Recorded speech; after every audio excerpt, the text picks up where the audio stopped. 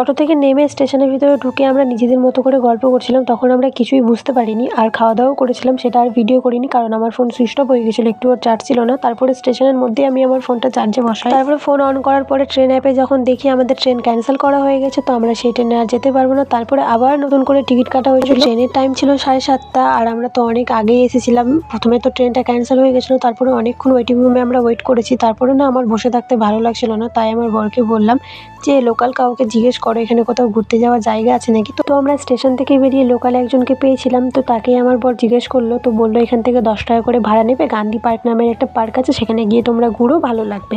তো তারপরে আমরা চলে আসলাম, 10 টাকা করে টোটো ভাড়া নিল। এখানে চলে এসেছি, আমরা এখানে দোলনা দুলছি আর আমার বরকে দেখো বন্দে ভারত ট্রেনকে টাটা করছে। আর পার্কটা তো তোমাদেরকে আমি আগেই দেখালাম, খুব সুন্দর আর ঘুরেও খুব ভালো লাগলো। তারপরে পার্ক থেকে বেরিয়ে এখানে দার্জিলিং মোমোস খেয়েছি, ভীষণ ভালো খেতে। ভেজ মোমো খেয়েছি, দারুণ লাগছিল। আর এখন তো আমি চিকেন খাই না, তার জন্য আমি ভেজ মোমোই খেয়েছি, খুব সুন্দর লেগেছে খেতে।